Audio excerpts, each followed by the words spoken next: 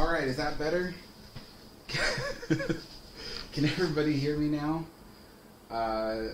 Okay. Yeah, there we go. Sorry about that. I didn't turn on the microphone. So, anywho, so what I was saying was, I still have more English scones with cream and jam. It's kind of bothering me that they're not facing the same direction. Here we go. And I'm currently putting together an egg sandwich, which all I need to do is spread it onto the bread and then cut it and then serve it. I have to preheat the teapot and the teacup, so I will be off camera for a little bit doing that. But yes, hello everybody. Hello Von Doom, hello Haley, hello Tyler, hello Evan, hello RMS Queen Mary, hello Fun Time Show, hello Mr. Olives, hello Ray Ann, hello Little Gamer. So yes, I will be preheating the teapot and teacup, so I will be off camera for a little bit, but I swear I'm right here. So I'll put my phone so I can read that. I'll go ahead and turn on the kettle. So a nice little kettle here. So it'll start boiling.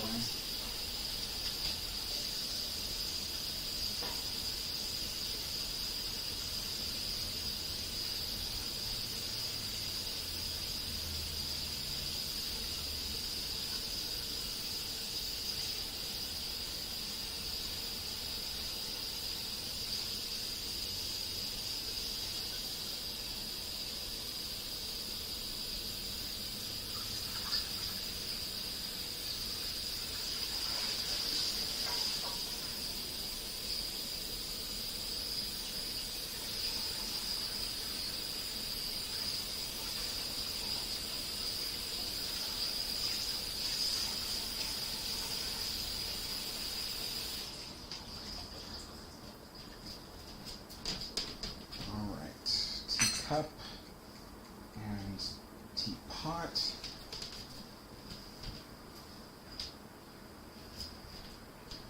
Teapot lid. There we are. And now I need to, so last of those.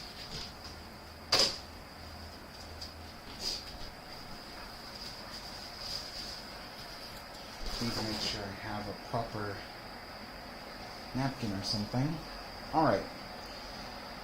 So, the next thing I'm going to be working on is putting together this sandwich. I have my egg salad mixture. I know the camera blows out the light out of proportion, but yeah, so I'm going to spread that on the sandwich. So normally I would put something like chives or dill in this thing, but it was ridiculous. So last time I did my grocery shopping and ordered it online, they sent me rotten dill. And the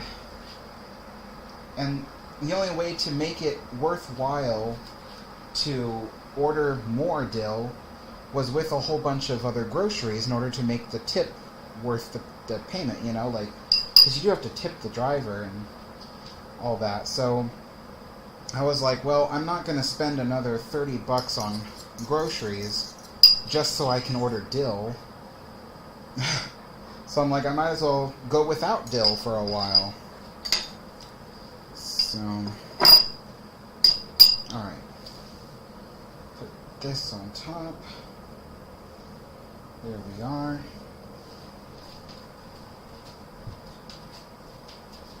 Gonna cut the crusts off this sandwich.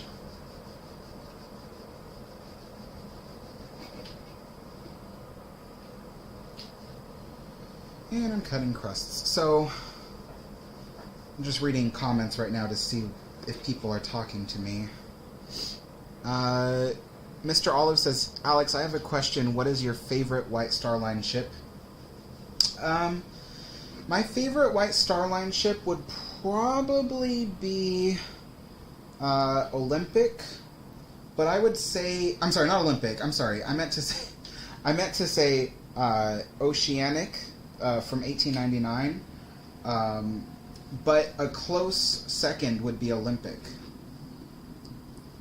So, yeah.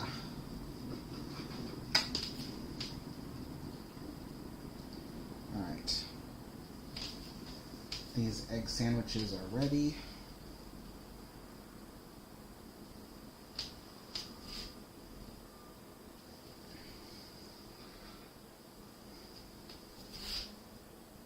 There we go. They look delicious, the egg sandwiches. They're better with chives or dill in them, but that's not going to happen.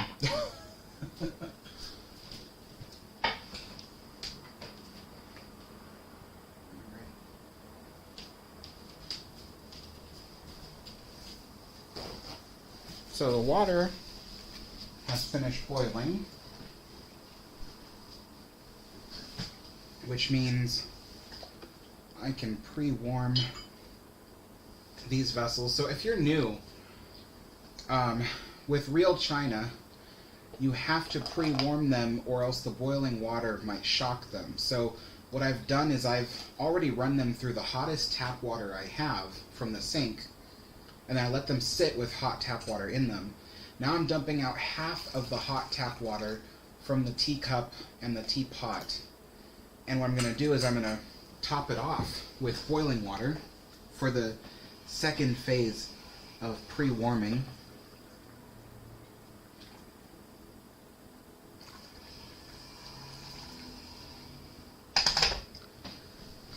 Let that sit for just a short while.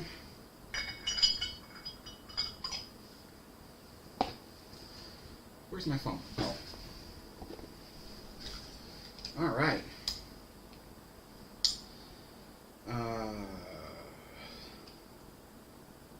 Yeah, my favorite Cunard is the Queen Mary.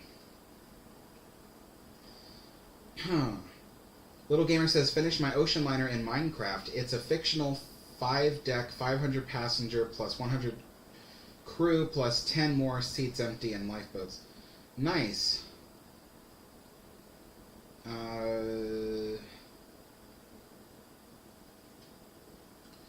Thomas says, I feel like you could make a short series or video showing how to make different sandwiches and sweets. Actually, yeah, that is the plan for my second channel, my Alex Abner channel. But it's not really just for sandwiches and sweets. It's more about history. That's what I like to focus on. So the second channel would have information on how to make food that ocean liners served. But I don't have the time to currently do that at the moment. So my second channel I haven't put many videos on it. But yeah, that is the goal, is when I have more time, is to show people how to make stuff. Like, I'll show them how to make the Scottish shortbread and stuff like that. So I've already filmed how to make a cucumber sandwich. But I haven't posted it yet, so... Aaron says, how about dill in the spice section? I used that because I couldn't find regular dill. Yeah, I tried that. As a matter of fact, if you were there for my last live stream, I had a cucumber sandwich that I used dried dill from the spice section. And it tasted so disgusting. I couldn't eat it. I did, like, if you watch the stream, I took one bite of the sandwich and I didn't want it. Because I described it last time as the sandwich tasted like cigar wrappings. It was really bad. I couldn't eat it. So fresh dill tastes nothing like that. Fresh dill is so much different. So I thought I could go without it. I thought, since they keep sending me rotten dill, I'll just go with dried dill. And then I bought the dried dill and used it, and it was just gross. I couldn't use it. So, Evan Scott says, thanks for the Queen Mary update. You're welcome. Aaron says, what are the ingredients to the egg sandwich? So generally, it's hard-boiled eggs that you mash up into small little pieces, and then you put about a tablespoon of room temperature butter, and then about a tablespoon or two of cold mayonnaise, and then you season with a little bit of garlic, a little bit of salt, just a pinch of each really, and then normally you would put a layer of watercress in between the layer of the bread and the egg salad, I don't have access to watercress, so instead what I would do is I would mix dill into the egg salad mixture. Don't have dill either, so I went without anything green. But yes, normally you would put watercress.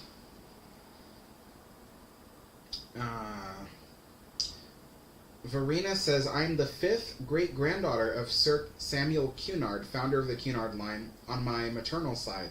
And on my paternal side, I'm related to Betsy Balcombe, the mistress of Napoleon Bonaparte. Oh, wow. That's pretty cool. Yeah, I did a little bit of research into Samuel Cunard for when I was doing videos about how ocean liners came to be. So, pretty cool. He has a history with Halifax, Nova Scotia. It's where he was born and raised. So now I'm dumping out the warming water.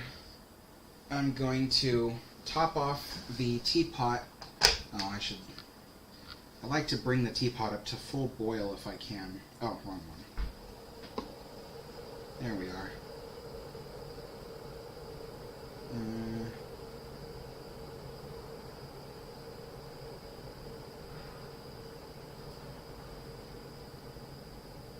There we go. That's hot enough. Now we fill the rest of the teapot with the boiling water.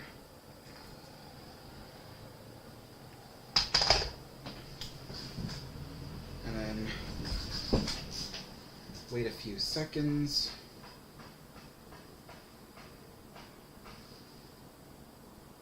Oh, right. I can't put the lid on yet. I haven't put the tea in yet. There we go. Gotta set it in the center or else the lid won't go on properly. There we go. Now we wait 5 minutes, so 4:19. Yeah. Oh, I guess we'll call it 4:20 because it just turned 4:15. So I like to brew it for 5 minutes because I like the tea kind of strong.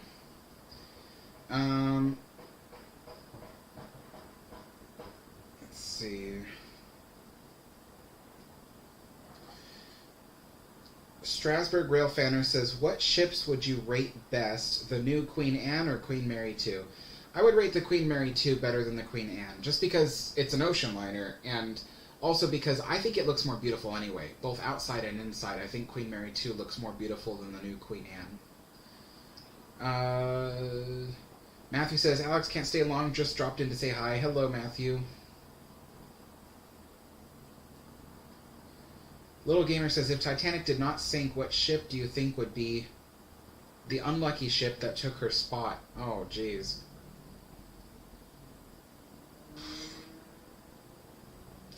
Well, Olympic was on her way back the next day, I think, so maybe Olympic would have run into the iceberg. I don't know.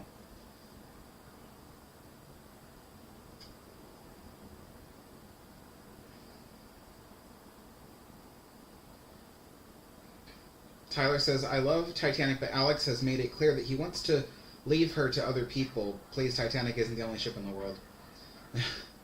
Yeah. Yeah, the reason why I want to leave Titanic to other people to talk about is because, I don't know if you guys have noticed, but Titanic fans generally really know their stuff. Most Titanic fans I've spoken to have had years to research things, and I really haven't. I don't have access to those materials that people have. I don't have access to those same information that a lot of people have. So, I've noticed that if anybody says anything about Titanic, you have like 50 other people that are trying to correct them. And I'm like, when you try to talk about something as popular as Titanic, there's always going to be someone who knows more than you. And so I'm actually like trying to avoid the Titanic topic.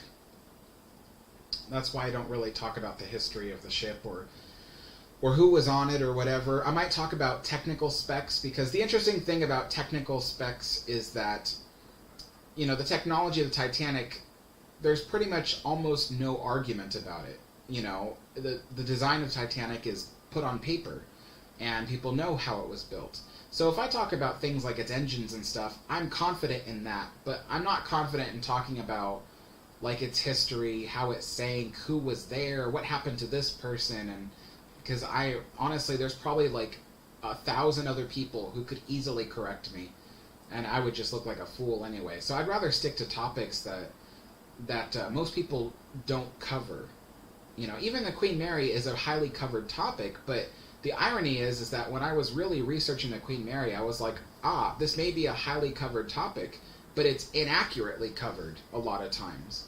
So I was like, well, I have the information and the people who can help me with this information and get the right stuff out. So I'm still mostly, I don't call myself an expert, but I'm still mostly well learned in the Queen Mary and Queen Elizabeth, and I'm still learning about other ships very slowly. To be honest, the best way I learn about ships is by making a video about them, because then that requires devotion for a couple of weeks of just straight research. Just a couple of weeks of just straight research about that particular ship. And yeah, so I think the next history video that's coming out is actually about the Benson Hotel here in Portland. It's a very interesting little story. It's not very long, but very, very cool. After the Benson Hotel, the next history video I'll be working on is the Spruce Goose. But depending on how long that takes, I might have to come out with a shorter video before that of something else. I'm trying to make it so I build up a good collection of videos that are supposed to be published ahead of time. Because I don't like publishing right then and there. Like, what was the... There was a video I published on Tuesday or something, and that really should have been published a week from then. But because I'm so behind on videos, I have to publish the minute I finish making it. And I don't like that. I like to have a good several weeks worth of videos. That way, if I need to take extra time to learn a subject, I can devote more time to that. So it's now 4:20, time for the tea. How? It is so hot. I always burn myself on the lid of the teapot. Give it a little stir. Make sure it's well incorporated.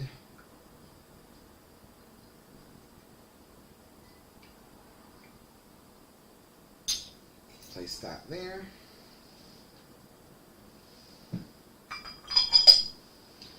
Alright, now the teacup can be emptied. I'll bring the whole saucer over here.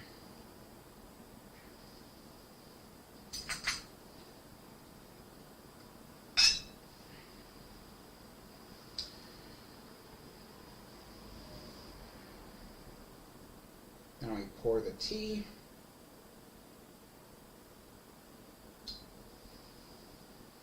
And I'll set the teapot over there. So, and for those of you who are new, which I doubt there's any new people here, but if there are, the reason why this live stream is called Cunard style is because not just the similarity of the food that's being served right now from a Cunard ship, but also the tea set I'm using, the tea service as it's called. I'll put this out of the camera's way.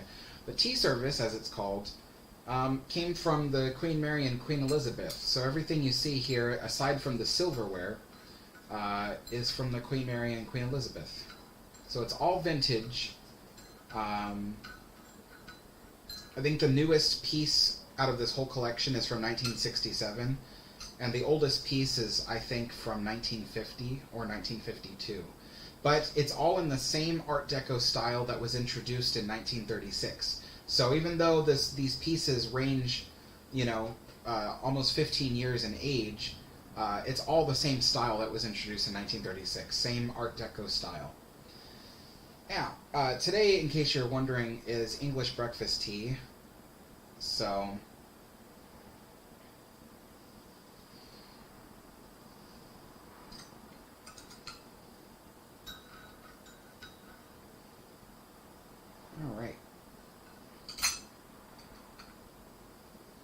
Cheers.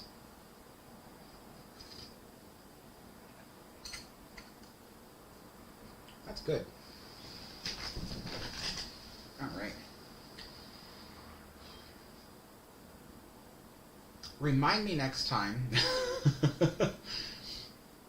I had extra heavy cream because I was making something last night that I was gonna help. I was making like a southern mac and cheese last night, and I decided to give some to my sister.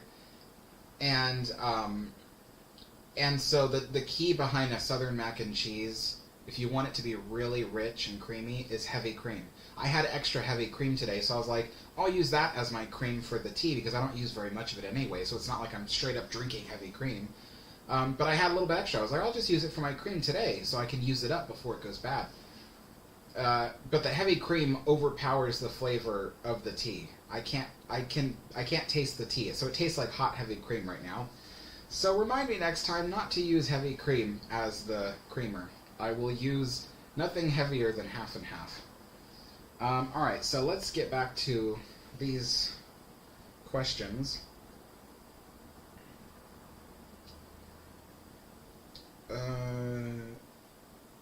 Squid Game says, love your stuff, Alex. I come to you for accurate and timely info on our queen. Thank you. That's my goal, is just to give accurate information, because for the longest time I was trying to follow what was happening with the Queen Mary before I got into the whole politics of it and stuff like that, and there was no one who was accurately really reporting enough about it. And so now that I'm in those circles with people who can help provide me that information, with being able to get public information off government websites and learn about stuff, now I can actually provide that information for people, and that's because mainly that's what I want to hear. I want to hear what's going on with the ship. RMS Queen Mary says, and what were you saying of the models of the ships I said last live? I don't remember. I know I've been talking about model ships a lot lately because I've been really hoping to get some model ships, but I can never get them in the same scale. They're always in various scales. And I would buy a bunch of model ships from Titanic, Honor, and Glory because they have a lot of ships you can buy, but if I'm going to buy all their ships, what I really want is a model of the Queen Mary in that same scale. And they were saying that they were going to introduce Queen Mary in their lineup of ship models that they're selling, but then they decided not to. And now I'm like, great, well, I was about to buy a bunch of their ships, but now I'm afraid of wasting money on buying a miniature Titanic when I already have a slightly larger version here. So at the moment, I'm in a model ship limbo.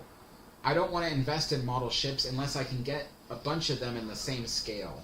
So that way I can show people the different sizes, the different appearances, and it's all accurate, according to the scale. So, yeah.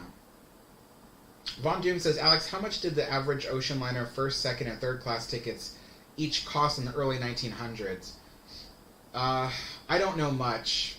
I heard that a third class ticket on Titanic was £7, which is equivalent to, I think, 3,000 American dollars today. But yeah, so I mean, if Titanic's third class was £7, that was the average ticket price. Yeah, but I don't know, because ticket prices actually vary depending on the length of your voyage, the time of year, the type of stateroom that you have. It really just depended.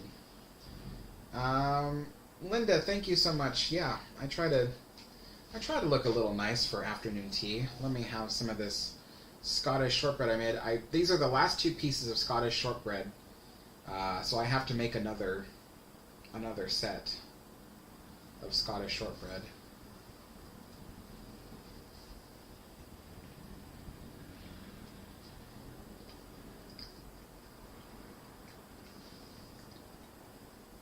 Beluga Brody says, what if Lusitania's funnels were painted red before her last voyage? Weren't they? I don't know. I don't know enough about about Lusitania yet. I have some books on Mauretania that I have to read. I think I have like 2 books on Mauretania, but until I get into a Mauretania video, I won't have time to actually read those. Mr. All says, I'm a Titanic fan, but I've only researched her for about 1 year. Yeah. Transit Biker says, now I need to buy a tin of Cunard tea. Yeah, I should probably buy that too. I have a box. Let me get it. I'll show you.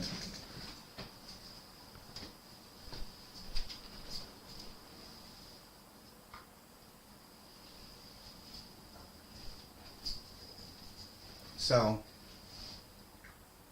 this is what's called Queen Mary tea. You can get this on Amazon right now. It comes in a wooden box. The lid of the box opens, and inside is a bunch of tea bags. But yeah.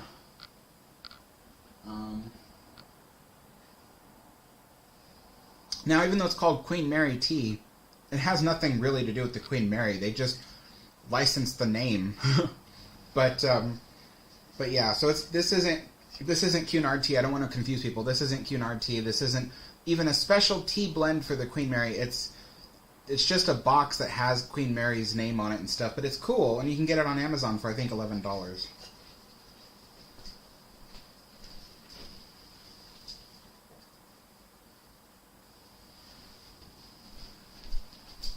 And I drank all the tea that came in that box. I've considered buying a second box, but I don't need it. You know, I gotta tell myself, Alex, stop buying things you don't need. Verena says, Samuel Cunard died in London in 1865 after his final voyage on the RMS Persia, the last side paddle wheeler of the Cunard fleet, which was removed from service in 1868 and was scrapped in 1871. That's pretty cool.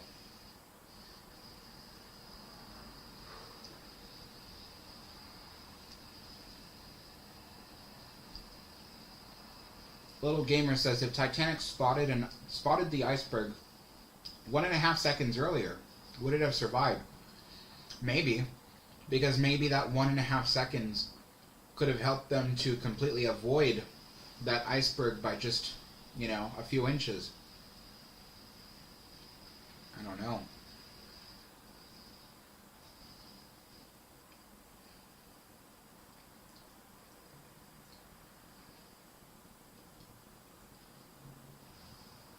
Transit Biker says, we have the SS United States here in southeastern Pennsylvania.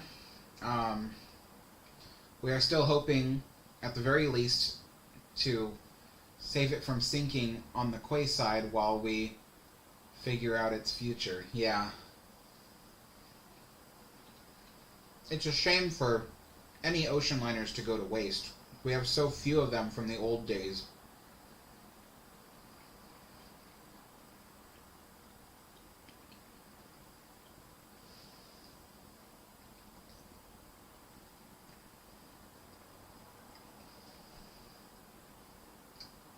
Verena Davis says, do you know what a southern belle is?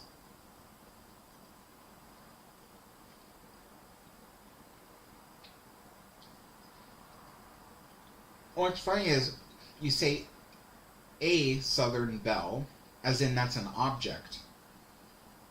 But then you spell belle with an extra E, which is usually reserved for the name of something. So I'm guessing it's a ship or a boat.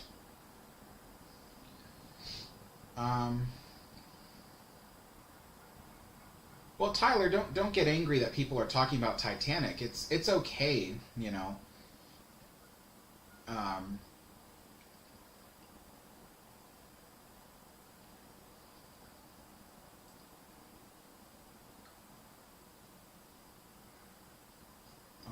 Let's see.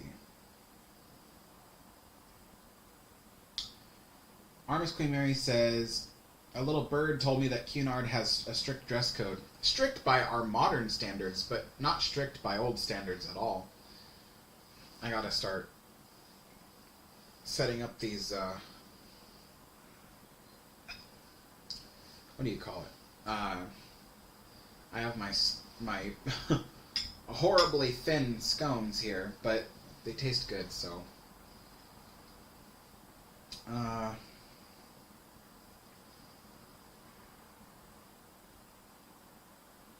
Little Gamer says, what if you had fresh dill? If I had fresh dill, that would be great. I wouldn't be complaining so much. Trying it. They're so thin, honestly. I should have known better to cut them thicker. But at times I'm an idiot, so.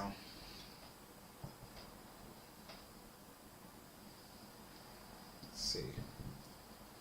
These little scallop dishes are also from the Queen ships from the 1960s, probably.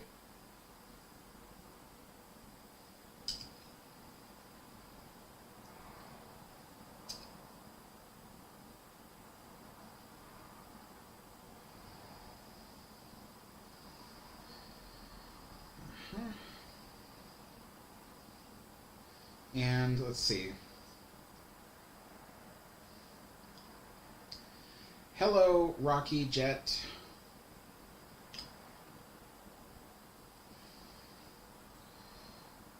Oh, so Lusitania's funnels are painted black on her final voyage to confuse U-boats. I didn't know that. I had a feeling I've seen them painted black, but I didn't know why. I was trying to figure out why. It confused me, and I guess that was the whole purpose, right? To confuse.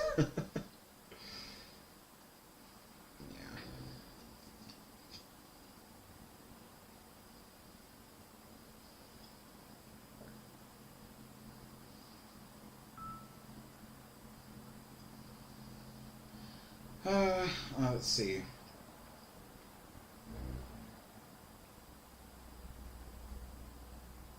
Tyler Frederick says, a Southern belle is a lady of the South.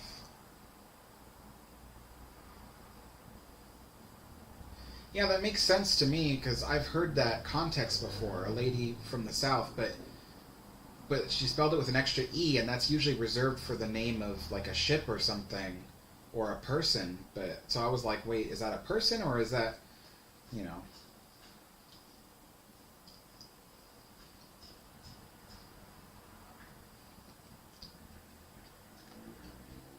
RMS Queen Mary asks, did the SS Leviathan sink or get scrapped?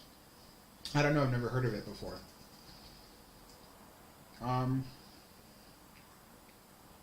Linda says, oh nice, did you make the scones? Maybe you should try to grow dill. Not hard to grow herbs on a balcony or patio or in a pot. You'll be surprised, Linda. I used to be good at growing stuff, but I'm so busy now I actually don't even have time. So I usually forget to water plants or feed pets, and so that's why I don't have either of them. So I end up killing all the plants I have now. Even my sister wanted to give me some little seedlings of basil, and yeah, I said no because I would just end up killing them. I used to be so good at growing stuff, but not anymore.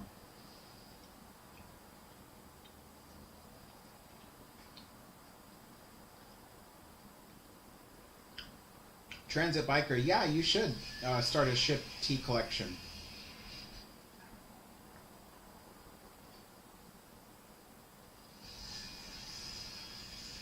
Okay.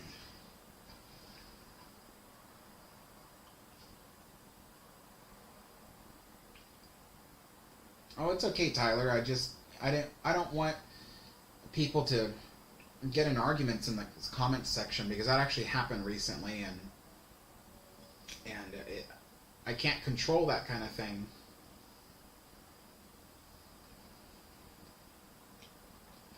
Madeline, hello. Today we have egg salad sandwiches, scones with cream and jam, and we have English breakfast tea. And I already ate my Scottish shortbread, so you missed that.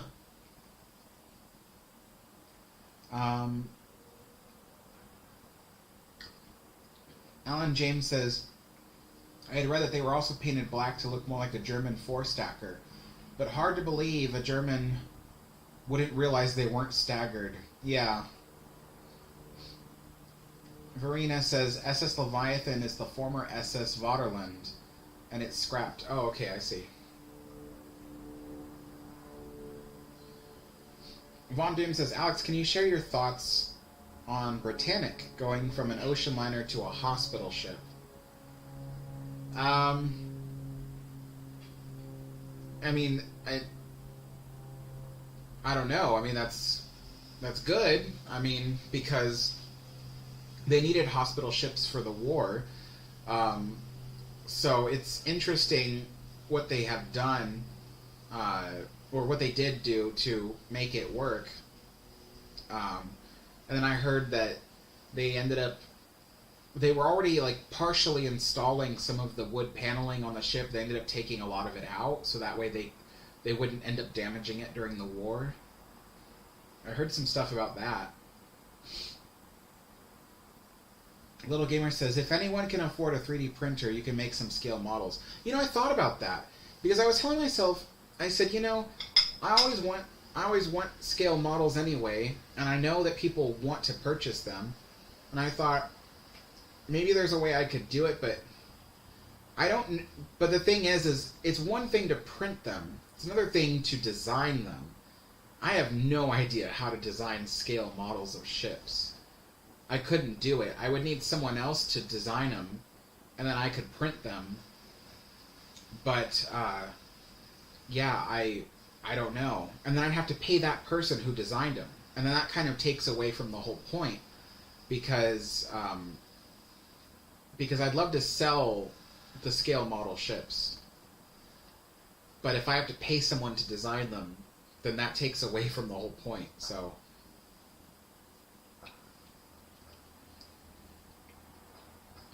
hello, Ivan.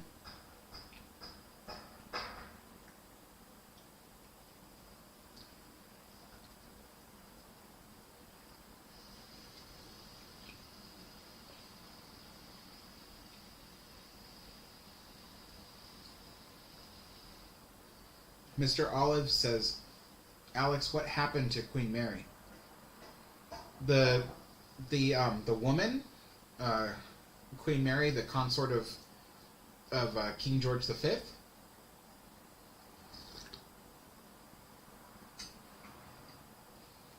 Is that what you're asking? I can answer you, but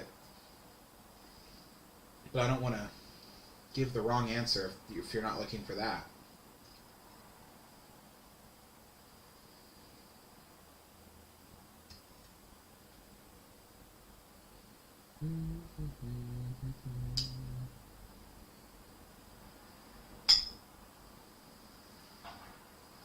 Yeah, I made these scones and the recipe was so confusing. The person who wrote the recipe, I don't know if they live on another planet or something, but they did not have any of the quantities correctly.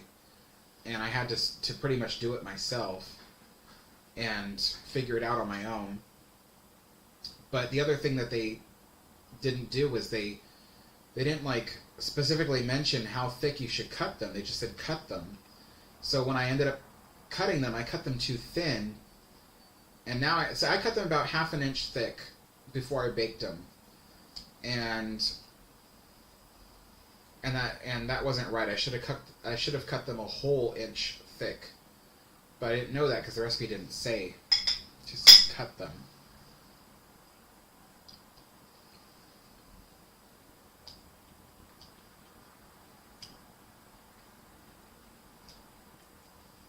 Little Gamer says, simple. Spend years getting good at Blender. Yeah, okay.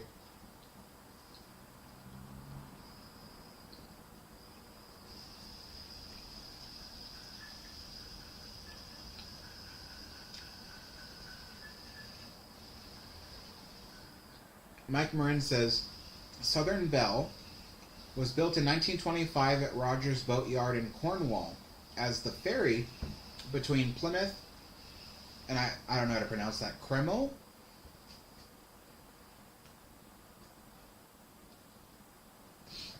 I feel like there was something I was going to tell you guys about another project I have in the future for a video idea.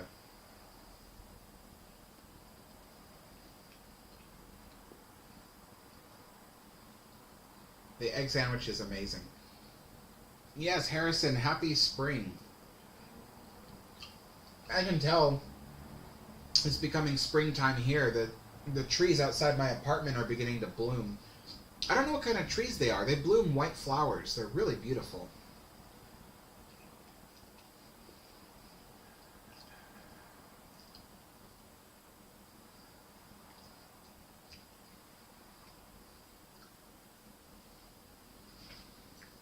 Alan says about the scones, as long as they taste good. Yeah, they do taste good.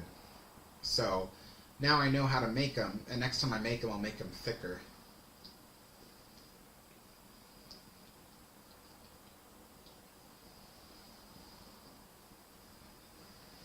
Verena says there's no official documentation of the Southern Belle.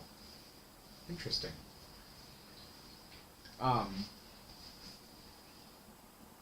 Harrison says cherry trees. Well, we do have cherry trees. But I noticed that last time they bloomed in late March, not early, or not late March, I'm sorry. Late spring. They bloomed in late spring, not early spring. So, and the cherry trees, they're not blooming yet. But there's trees out here, and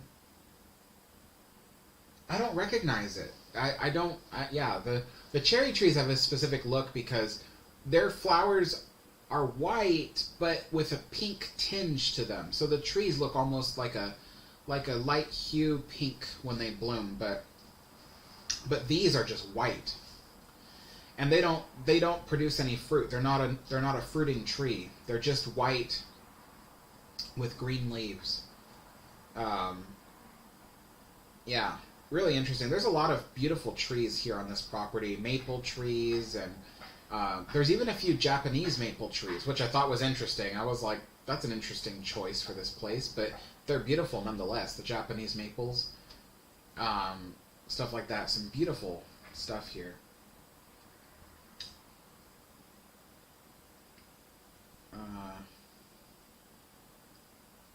Is it? Our cherry trees haven't bloomed yet. Verena says southern magnolia trees. No, those are the one trees I can recognize is magnolia trees. But no, we don't have magnolia trees here. I think there's something about the climate up here. It's too cold for magnolia trees. So there we are.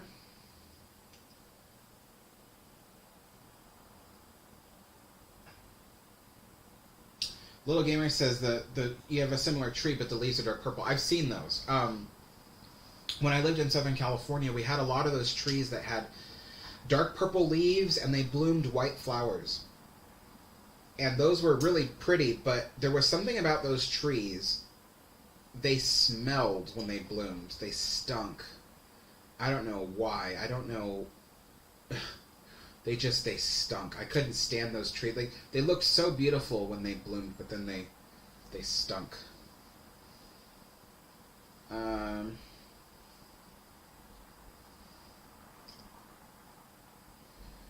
Ray says different style of cherry trees up here. Okay.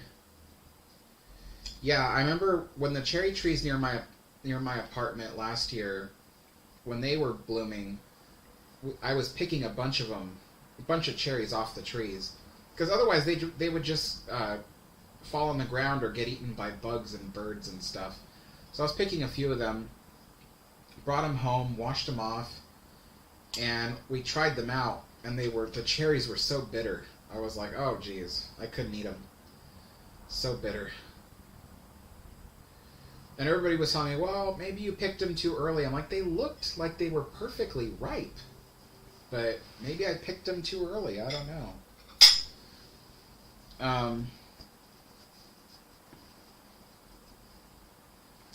Ivan says, not gonna lie, Alex, I look forward to your video on the spruce goose. Yeah, I know. I am too. I'm excited to get started on it, but it will take a while to actually, like, once I get into making it, it'll take a while from there to make it, because I have to do more research and I have to look for more images to show. I gotta look for good quality images too, because I don't want to be another one of those people who post these little potato camera looking images of the spruce goose. I want to find some good stuff. But yeah, I want to make that video.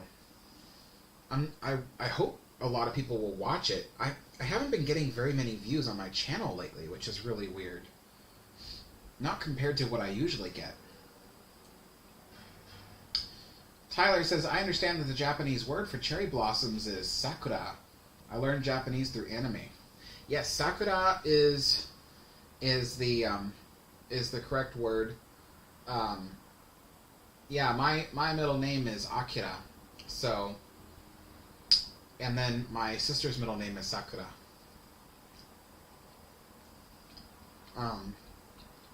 There's a branch of my family who is Japanese, and even though they're American now, they still have a tradition of naming their children with Japanese middle names. So I have a cousin, I think, whose middle name is Isamu, and then I forget what the other middle names are. I forget. Yeah.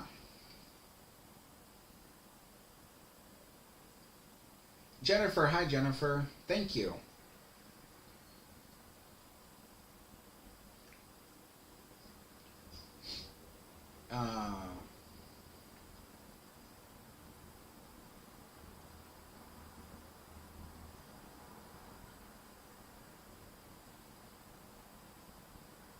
Ivan says, how long is it to drive from your location to the Spruce Goose?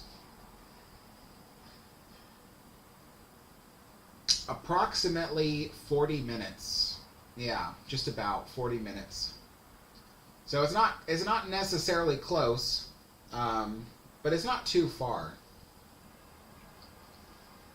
Next time my friends come visit, we all want to go back to the Spruce Goose, see it again, and see more of the museum, because we only saw half the museum. We spent so much time at the Spruce Goose, we didn't even get to see the space part of the museum.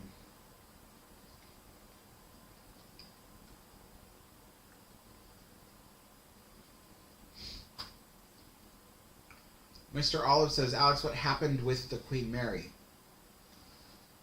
What do you mean? That's the second time you asked me, but I don't know what you mean. What happened with it? What, did it catch fire? I don't know what you mean. You have to be more specific. Jeffrey says, hi Alex, would you ever start a podcast? I've thought about it, but I would always look like the dumbest person on the podcast, because I don't know that much about ocean liners compared to all the people that I know. I'm still barely learning, so I feel like all the comments would be, this guy calls himself a historian, but he doesn't know anything about ocean liners.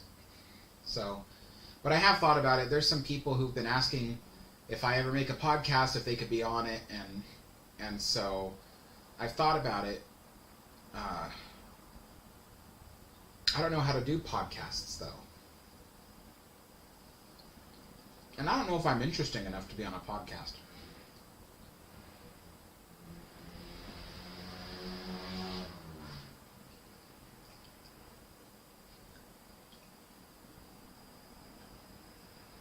El Nino says, just curious, are you a religious person, Alex?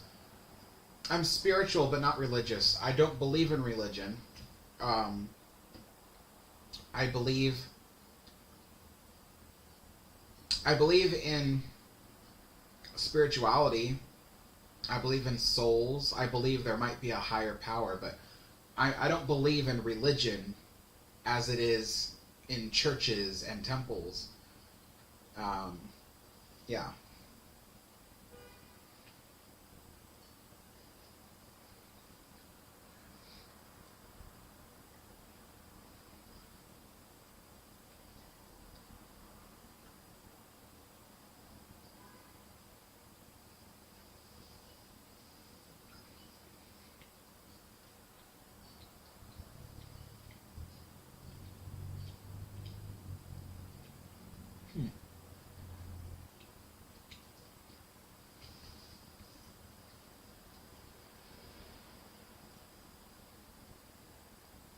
RMS Queen Mary says, did the MV Britannic have a cruiser stern or a Titanic stern? Titanic stern is called a clipper stern, in case you're wondering.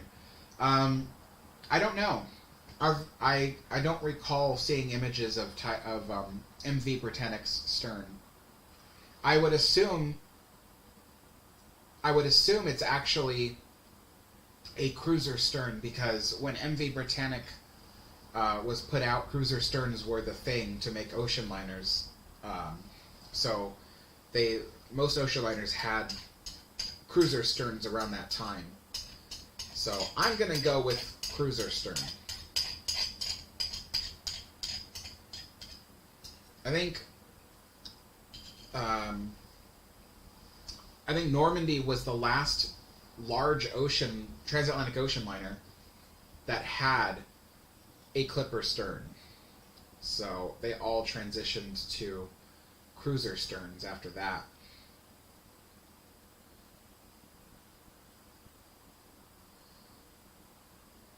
Yeah, Verena says it had a cruiser stern. So does Little Gamer. Yeah.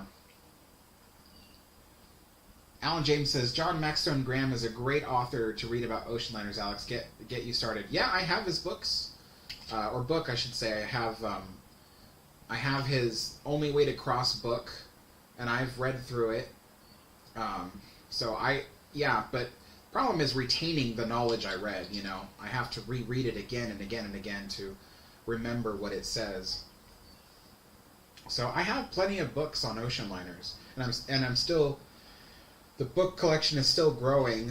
I recently purchased another Queen Mary book. This one is about her engineering. I'm actually really excited to read that one, because while I already know a lot about Queen Mary's engineering, there's so much more to learn. And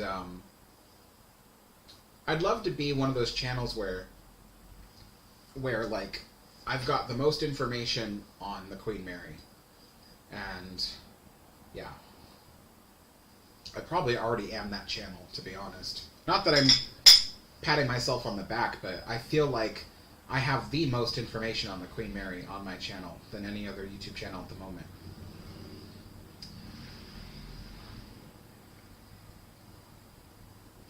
Jeffrey says, I always listen to you on the Matterhorn Monday podcast. You were always the most interesting. Oh, thanks.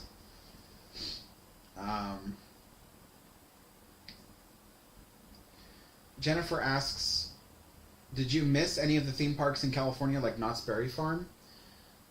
Well, I don't like theme parks, so I never liked Knott's Berry Farm. I visited it maybe twice in my life, didn't like it. I'm not a theme park person. I only like Disneyland, really. I can appreciate Disney's Animal Kingdom in Florida, but again, I'm not a theme park person, so I don't go there for reasons that people go there. I go to theme parks that are beautiful just to see the beauty, but not to go on rides.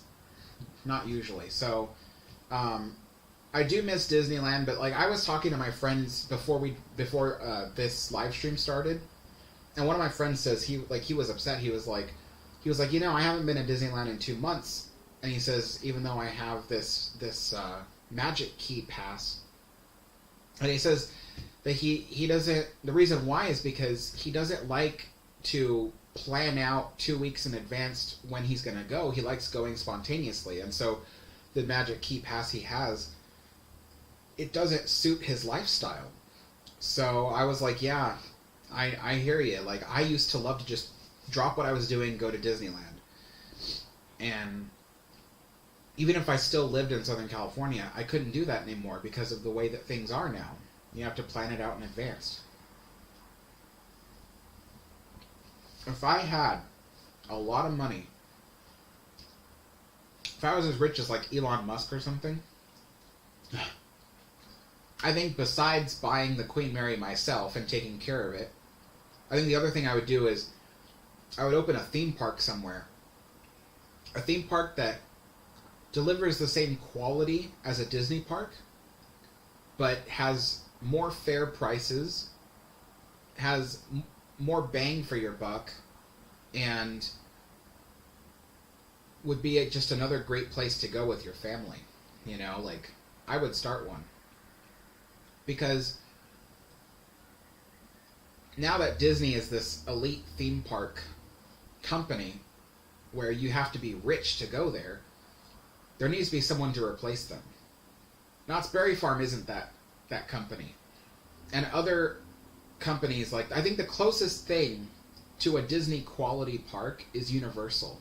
But even Universal is expensive. Universal is very expensive. And I don't like their quality anyway. They're getting better, though. I will admit that. Universal's getting better.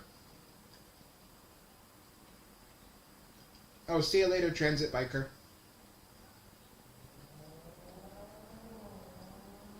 El Nino says, I hate bulbous boughs. Thoughts? I don't like bulbous boughs either, but you can't deny that how useful they are. You know, like, I can't stand looking at them, you know? I know exactly what you mean. I hate bulbous boughs. I like the look of classic ocean liner bows like Queen Mary, Titanic, you know, all that stuff. All those old straight edge bows. I love that. I hate bulbous bows, but they are extremely useful. Extremely useful. Jennifer asks, who's your favorite ship captain? Probably, based off the few I know about, Robert Irving, who was captain of the Queen Mary for several years. When I first heard about him, my friend Shiloh was telling me about him, and he's like, this is like the most, like, you know, badass captain ever. And I was like, okay, and when I learned more about him, I was like, he really was. This guy, the Queen Mary is 1,019 feet long. One of the largest ships, one of the largest ocean liners ever built. And especially at the time, yeah. So anyway, the point is it's this huge ship, right? Its only means of steering is its rudder, okay? And with how large it is, normally ocean liners that size, you need tugboats to pull them into their docks. You know, it's the tugboats do the small maneuvering that you need to carefully line up the ship with the dock and not slam the ship into things. Well, there was this tugboat protest. So they were protesting to get better wages. So there were no tugboats when the Queen Mary pulled into New York this one time, and everybody aboard the ship was worried. They're like, well, if we can't offload the passengers, what are we going to do? And Captain Irving was just like, well, now he's Commodore now, but at the time I think he was just captain. But anyway, Commodore Irving he took command, and he says, all right, here's what we're going to do, and he steered the Queen Mary right into her dock at Pier 90. No adjustments, no little blah blah blah. He literally steered the ship and he parked it like that. That is unheard of. I mean, there are captains who have steered their large ships into a pier without the use of tugboats. But usually they do like little maneuvers to try to inch it in there. He just parked the Queen Mary. Unheard of. Today, the Queen Mary 2, the large new ocean liner that they have, that has bow thrusters and stuff like that. That can help with careful maneuvering. But the original Queen Mary didn't have that. And the new Queen Mary has what are called isopods. So they have these rotating propellers that can move in any direction and thrust in that direction, and that way the ship can move. The old Queen Mary didn't have that. She had fixed propellers and a fixed rudder, so it was just amazing. So I think Commodore Irving is my favorite ship captain.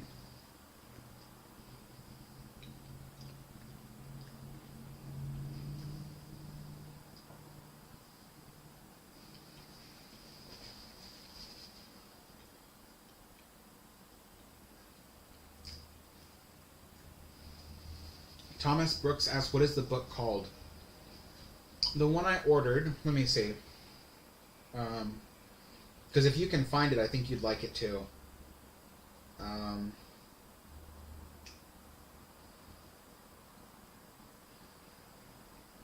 is it? Purchases. The title of the book is called The Cunard White Star Quadruple Screw Liner Queen Mary. Yeah. Who is it by? Let me see.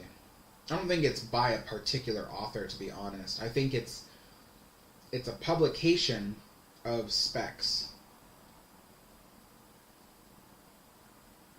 Yeah, you can find some on eBay right now. There's one going for $16. There's another one going for $35. And it's literally just a book of engineering.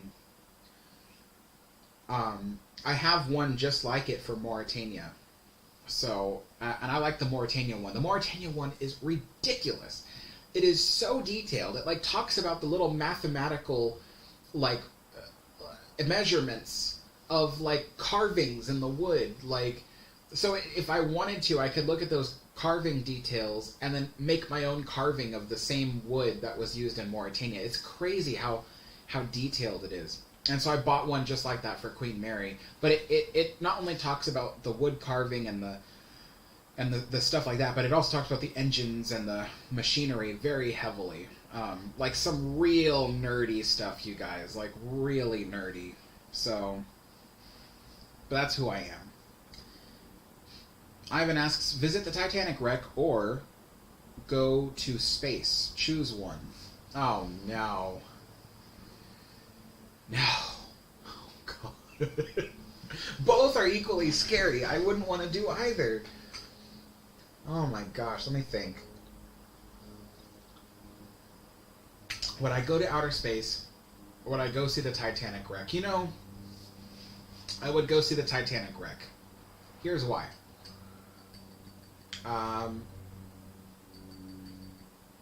Space is interesting, but going to space does not necessarily mean you're going to see something interesting besides looking back at planet Earth. So most people, when they go to space, they just see this big black void. And I'm like, okay, well, that's cool for space nerds, but not cool for me. It'd be cool to look back down on the Earth, but I don't want to go to space. I don't like the feeling of weightlessness, any of that. I don't like that stuff. Going down to Titanic would be really scary because you got lots of water pressure against, you know, the submarine. It would be really freaky. There's just so much that could go wrong, but at the same time, then I'd get to see Titanic. So, and Titanic is more interesting to me than space. So, I would choose to go see the Titanic if I had to. But that by no means that I want to. Charlie says if he got a job at Disneyland, he can go every day.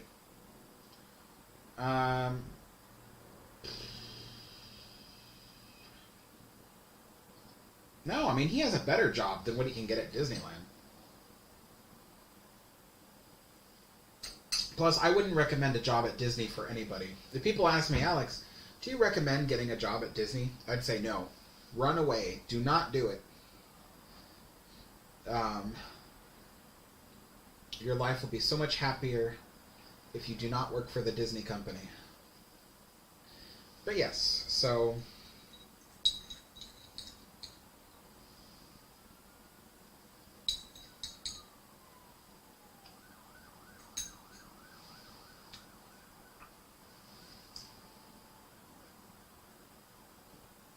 Matthew says all the money would go to my head if I had as much money as Elon Musk.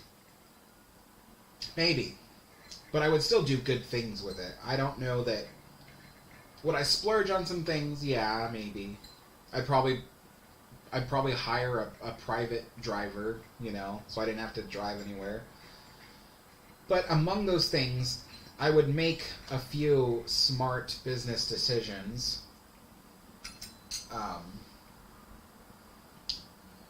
But yeah.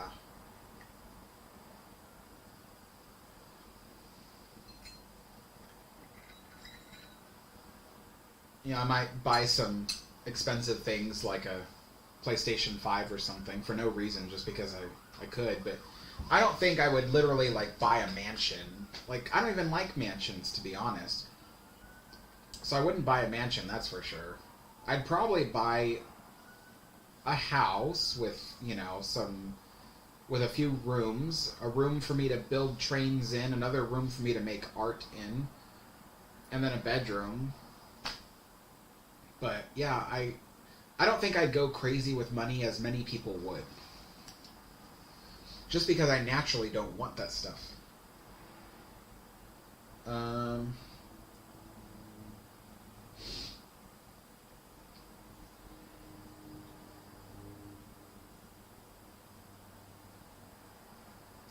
Little Gamer says, would you cross the Atlantic/Pacific on an ocean liner today? Yeah, I mean, I actually want to. I've been telling people on my live streams that I have a dream of taking a transatlantic crossing on the Queen Mary 2 with my friend and going to England and visiting around England and visit Belfast and then go to Paris, you know. So yeah, I do want to do that. Hopefully I can. I have to save up money, but I haven't been making a lot of money lately. Watch more of my videos, people. For some reason, my views have just dropped. And even though I'm putting out more and more and more videos, the views are just barely, like, putting along. They're not where they used to be. I used to have, like... It used to be that I would look on my channel, and at any point in time of day, I'd have around 600 people watching at any point in time of that day. And now, if I do it right now, it would say something like 150 people watching at best. And I'd be like, oh my gosh, like, I don't know what happened to my views, but I'm getting more subscribers, but less views. It's so weird. So, and I want to save up money so I can do that transatlantic crossing, so I can film a lot more stuff overseas to make videos out of and show you guys really cool stuff that I think needs to be on video. Film my whole transatlantic crossing on the Queen Mary 2. I would love to do all that stuff. So, you know, if anybody wants to donate towards that that cause, I can put that money in the bank. Let's see.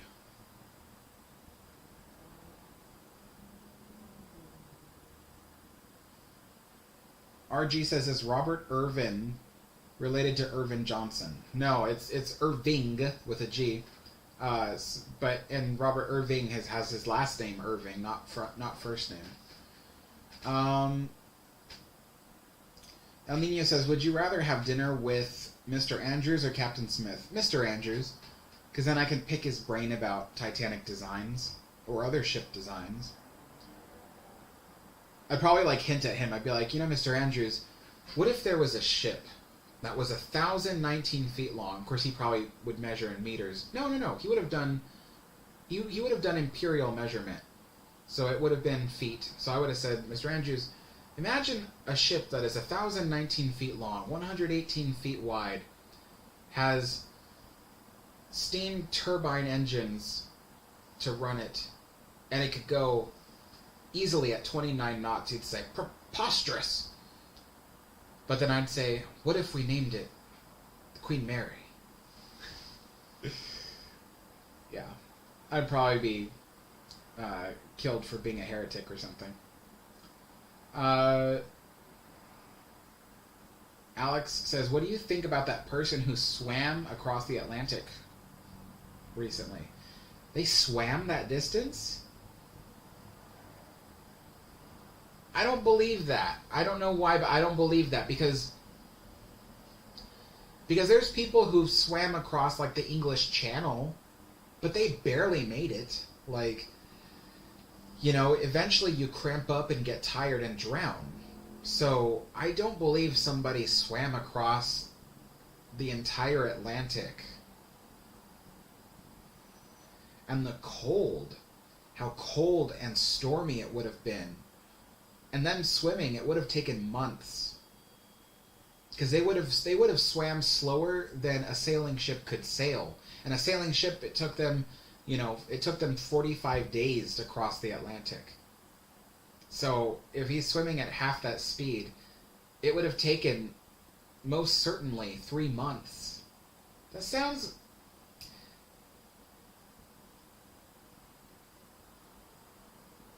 Yeah, Alex, you have a habit of asking me really strange questions that make me wonder if you actually heard about these things.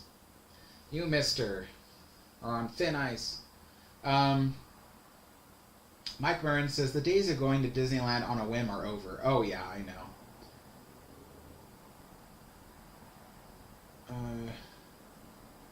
Tyler Frederick says, did you hear that... you know what? Madeline had said that she loves the idea about a video talking about awesome captains. That's a good video idea for me. Let me write that down. Because that's something I could easily record in front of camera. Let me see.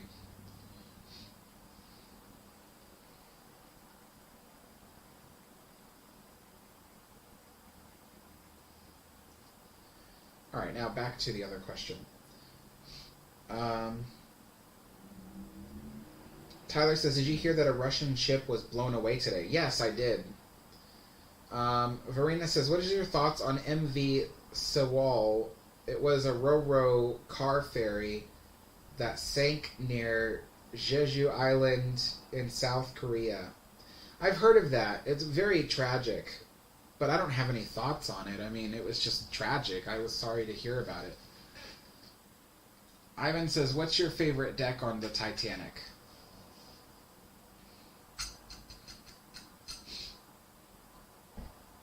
A deck, because that's where all the beautiful rooms were, the big, beautiful rooms that the Titanic had. So I'd say A deck.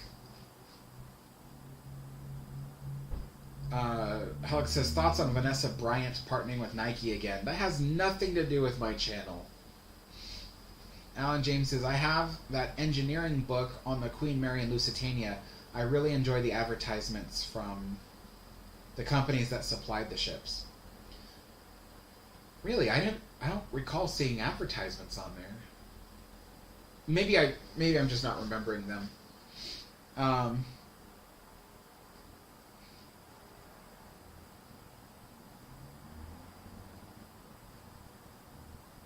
Charlie says, Alex, I went to see the Titanic wreck in person yesterday, coincidentally. Who are you? Let's see.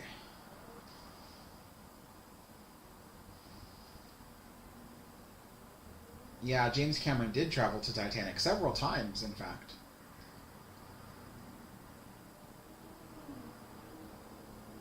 El Nino asks, was the Queen Mary a steamship? Yes. She was a steamship. Her boiler pressure was kept at 425 psi, and she had 4 sets of steam turbine engines. I better eat these sandwiches.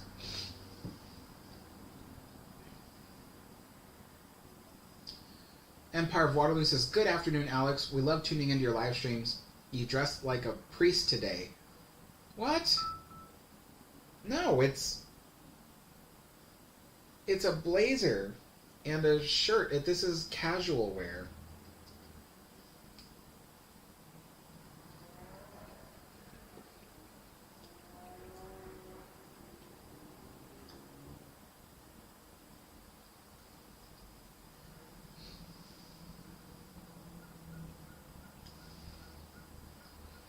John Greensky says, buy a Queen Mary lifeboat. I would love to. If I could, and I had the space for it, and I had a way to get it up here, I would do it in a heartbeat. I wouldn't even need to buy it, to be honest. They're giving them away for free. So I would just need to pay for its transport up here and its renovation. But if I had the money, I'd do it in a heartbeat, and I'd restore the lifeboat and put it on display for people to see and learn about it. There's so much to learn.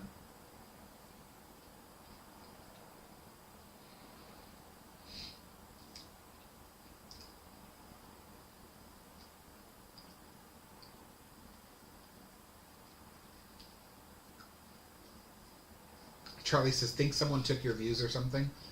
No, not at all.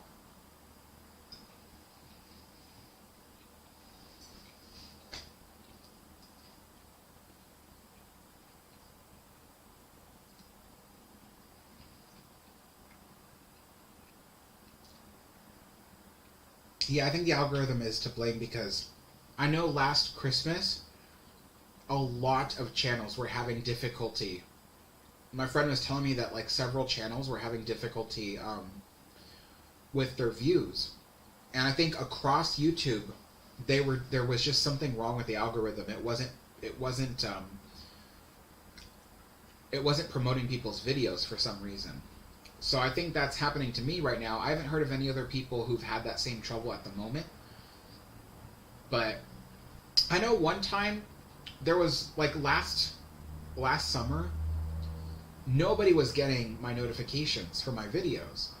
And I contacted YouTube because I knew several people who literally told me, yeah, I'm subscribed to your channel, I have the notifications turned on, all notifications. I haven't received a single notification for videos in like 2 months. So I went to YouTube, I said, look, nobody's getting my notifications. And they're like, oh, well, they must not be signed up correctly. And I'm like, what? Like, how can you blame them when they literally stated on text that they did? You know, like, YouTube does not like to take responsibility for things like that.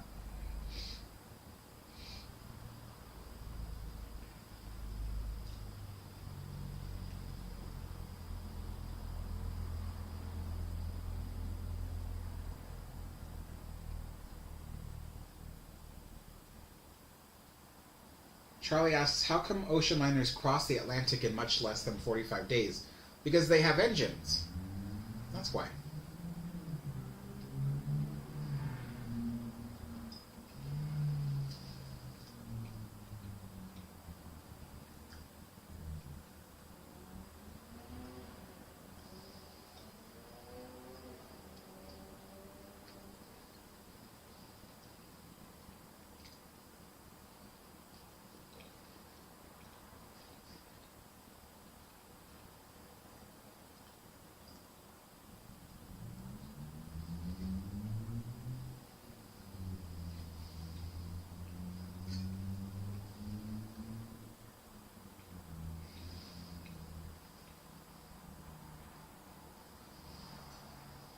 Kraken Teeth Gaming says, Mob Boss Alex, love the suit. Thanks, but it's just a blazer. This is what people wear when they want to dress nicely. They just wear suits. But thank you for the donation. That'll go towards my Queen Mary 2 fund.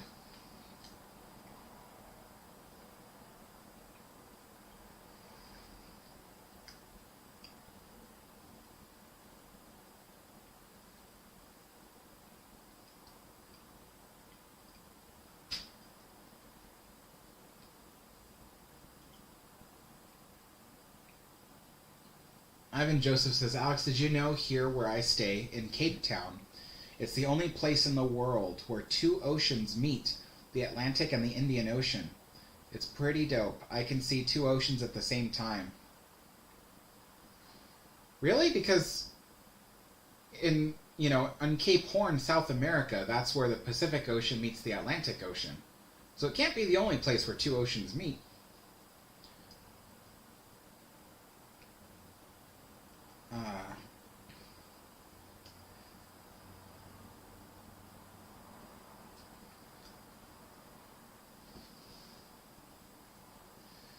Mr. Olives says, Alex, if you could go to the wreck of Lusitania, would you? No, I do not like being on the ocean or in the ocean or under the ocean at all. The only reason why I want to take a transatlantic crossing on the Queen Mary 2 is for the experience, but believe me, I'm afraid of the ocean. I do not want to be out there. And my friend wants to go in the middle of winter where it's stormy because he wants to see the Queen Mary 2 handle those waves. And I've agreed to do it, but I am worried. I do have a fear of being on the ocean. I do not like to be anywhere near open water.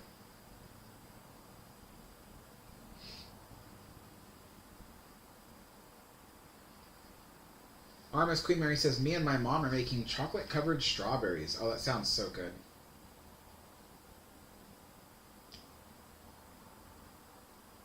RG says, Alex, if you had the strength to lift up the Titanic from the sea, where would you put it?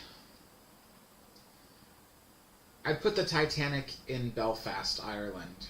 That's where it belongs. And the people of Belfast could use the tourism. So, yeah, I'd put the Titanic in Belfast, Ireland. And they still have the dry dock that the Titanic sat in. So I could just put the Titanic there.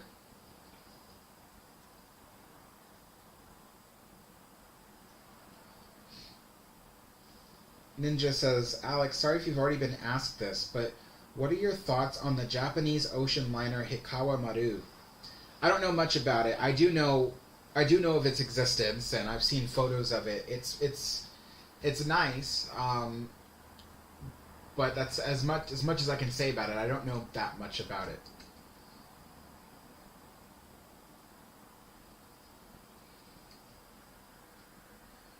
Verena asks, what state did you grow up in with your grandma? I grew up in Southern California with my grandmother.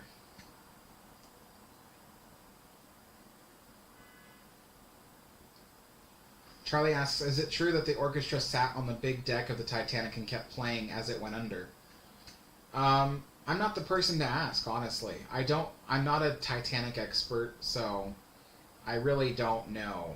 I've heard that it's true, but then I've heard that it's not true, so I really don't know. I avoid the Titanic topic, so before you guys start asking me about Titanic stuff, I avoid the Titanic topic because there are literally hundreds of thousands of people out there who know way more than I do about it. I'm not the person to ask. You could ask Sam from Historic Travels. You know, he covers the Titanic all the time on his channel. He knows that stuff. Yeah.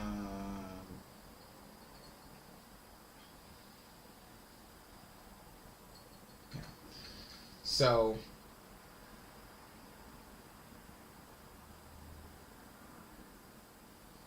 yeah.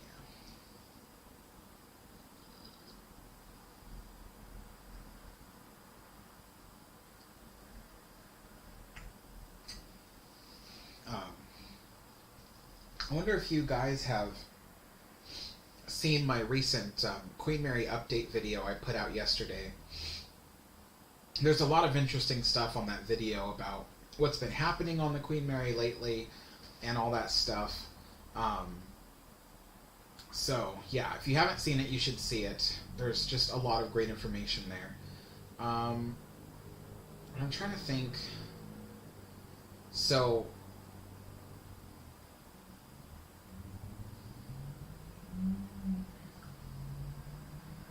Table Mountain. That's pretty cool.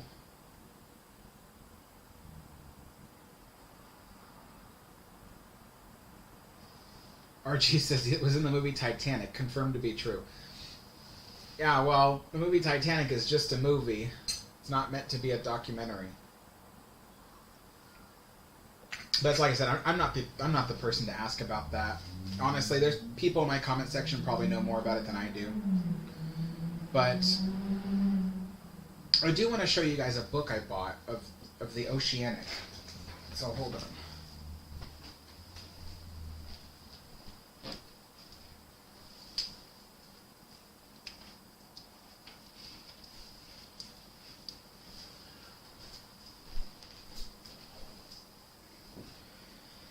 So I got this book a long time ago.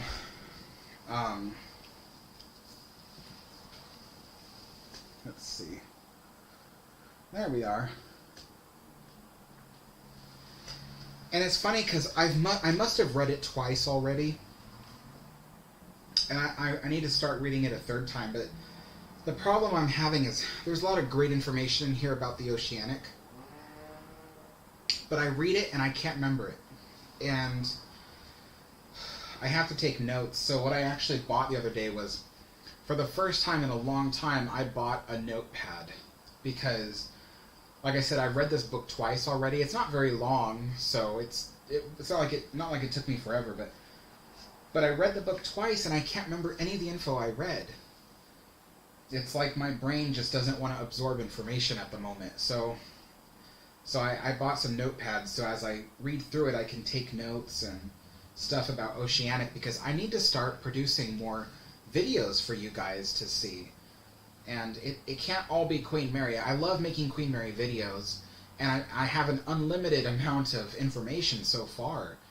But I know people will be wanting to see more stuff, more various ocean liner stuff, more various history from stuff that isn't ocean liners. So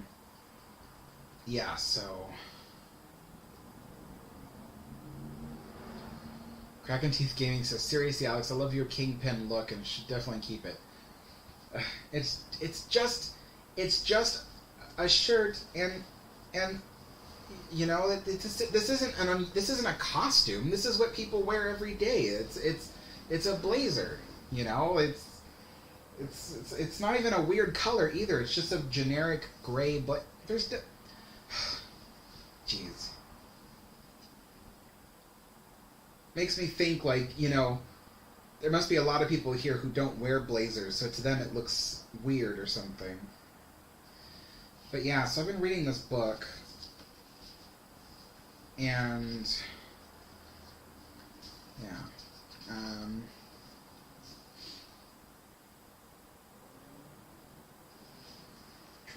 there was a picture here somewhere that I thought was really interesting, but yeah, Oceanic is a really interesting ship to me. To me, Oceanic is more interesting than Titanic. And that's why I bought this book, was because I was like, you know, I want to learn more about it so I can show people that Titanic isn't the only ship out there that people can enjoy. But what's really cool is, so even right now I'm looking at a picture. A lot of people think that ocean liners, that if you look at the outside of the hull, that the hull just goes straight up. And yeah, it looks like that. But actually, the hulls of ocean liners, they... set this down. The hulls of ocean liners are not straight parallel. They actually go in a little bit towards the top. And a lot of people don't know that. But if I show you this picture here... Oh, geez, it's so blown out on this camera. Sorry. Okay, well that failed miserably, but I hate that camera. But yeah, the tops of the ocean liners come in a little bit. This is exaggerated, but the tops come in a little bit, and that helps them to be more stable in the water. So it's funny because a lot of people don't know that. They look at the ocean liners, they think the walls are straight. So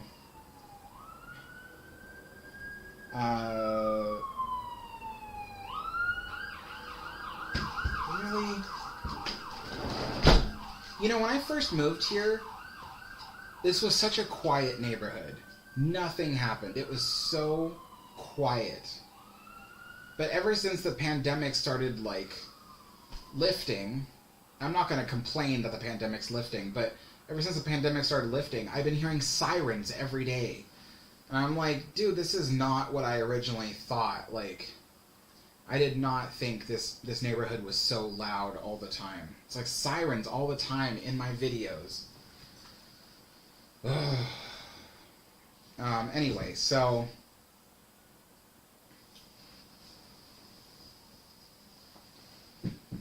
Oh, jeez. More stuff I don't know. The more questions you guys ask me, the more I realize I don't know so much. Like, John asks, what's your opinion on the new look of the SS France ocean liner? Like, I don't know. I haven't done that much research, you know, like, I don't know. So,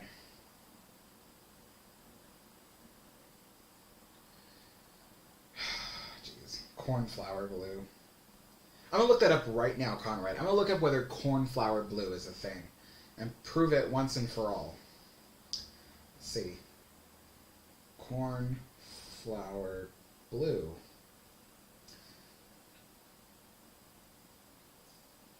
What? This is ridiculous. Okay, so apparently a cornflower is a plant. I thought it was literally like corn flour, like the flour produced from grinding up corn. So I was like, there's no such thing as cornflower glue, but apparently a cornflower is a type of plant, and it does exist. All right, I give up on that. Ivan asks, Alex, what's your favorite scene in James Cameron's Titanic? My favorite scene is the scene where the ship breaks apart. You know, when I saw that scene in theaters when I was a kid, it was so scary because it looked so real, you know, like, I know today people would probably pick it apart like, oh, that looks like a model, and oh, that looks like CGI. But, you know, back then it was just as realistic as you can get, you know. And it was a cool scene to see in the theaters with all the loud speakers and everything.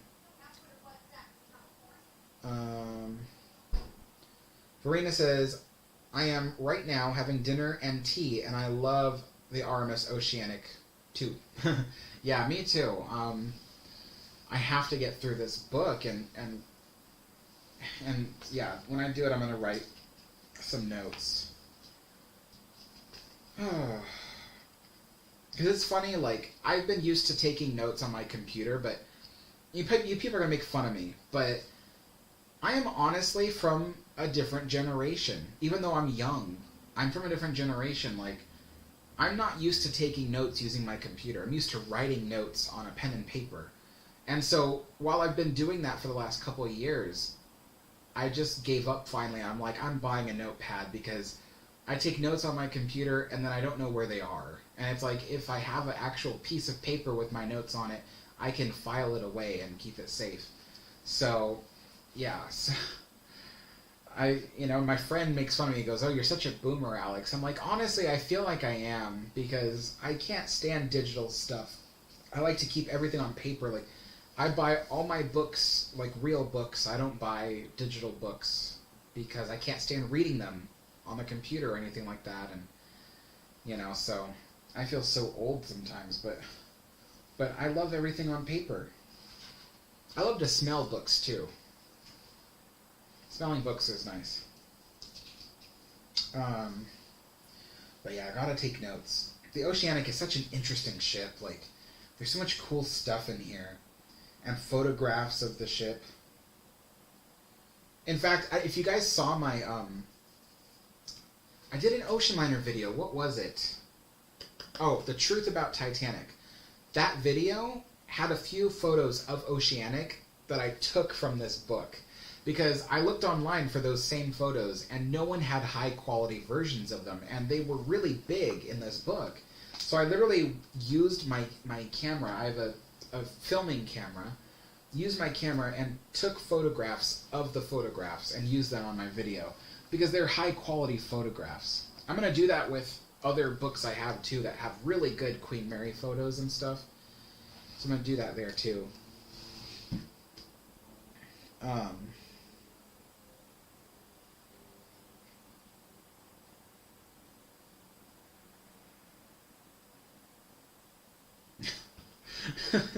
Kraken Teeth Gang says it's the two-tone gray-black. It's not weird. I guess my eye, it's just used to seeing you in very bright, warm colors. I dig the light blazer over the dark shirt.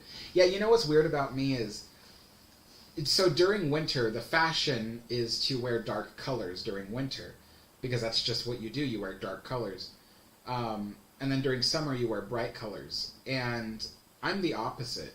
For some reason, I love wearing dark colors in summertime and springtime, but I love wearing bright colors during winter because, I don't know, it's just the contrast. You might have a dreary, wet, rainy day, and I'll be out there in, like, my salmon pink, and stuff like that. And then during summertime, it's like a bright, beautiful, blooming day, and I'm out there in, like, all black and gray.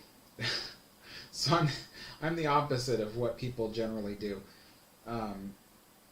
Mr. Olive says, gotta go, but there's one more question I have for you. Okay. Ask your question.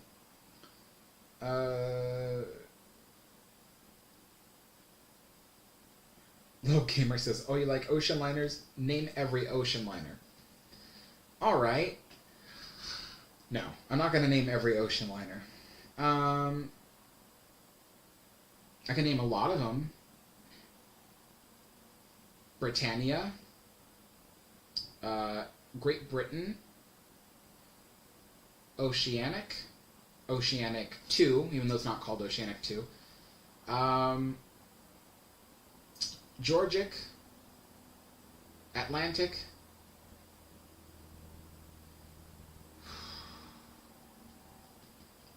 Britannic, Titanic, Olympic, Queen Mary, Queen Elizabeth, Caronia, Carmania, Carpathia,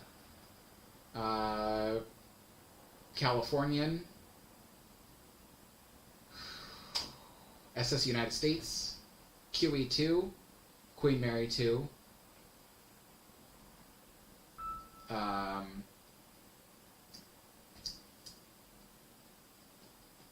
Georgic,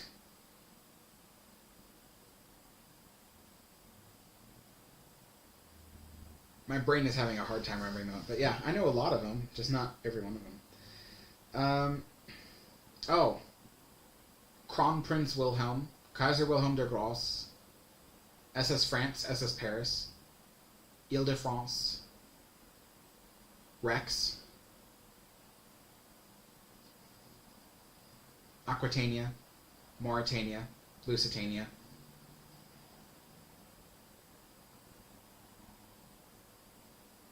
Rotterdam. I know a lot of them. Mr. Olive says, what was the ship to replace Britannic? She never sank. What? What was the ship to replace Britannic if she never sank?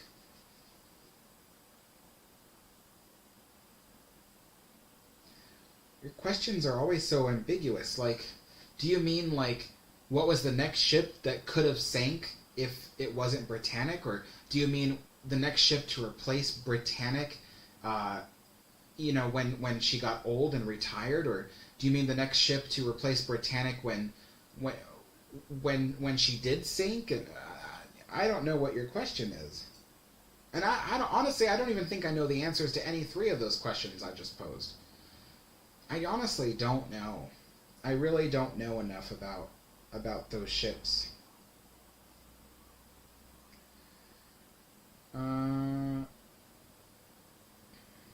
Alright, gotta go back to other questions. Cunard says, note-taking by hand can help you remember better. Yeah, I feel like it does. I feel like whenever I take notes and I write them down by hand, I remember them a lot better. Kraken Teeth Gaming says, hashtag 90s babies. Yeah. Goofy Roll says, do you suppose that Titanic broke at one of its expansion joints? I mean, yeah. There are several people who claim that it did. It broke at its expansion joint, which was right here, the third expansion joint. So,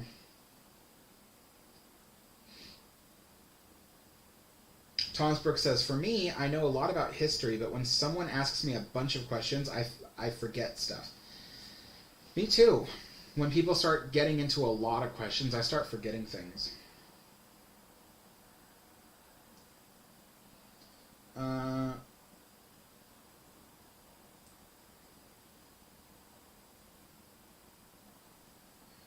As Karthik says, for me, Titanic is like those overrated guys we have in our school who know nothing, but insists that Olympic is very badass, most favorite one.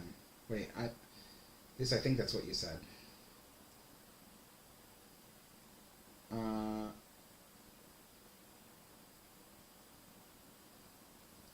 Ivan says, Alex, you should start a React channel where we ask you to react to videos or songs. LOL. Like, react to M83 Oblivion song. I don't know. It would be boring. I don't react to things. Like, my friend Eric is always like, Mr. Olive says option 1. Okay, well, I'll see you later, Mr. Olives.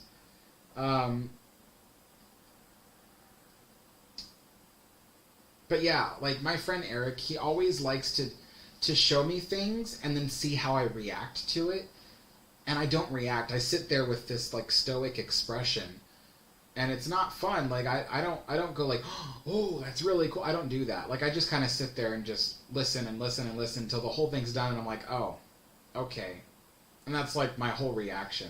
Like I don't react to things. Unless it's something really terrible, then I'll be like, oh my god, like, why did I waste my life doing that? You know, but yeah.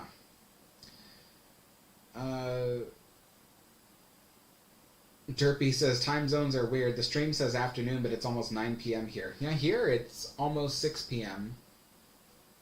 I started at 4 p.m., which is the time you're supposed to have tea.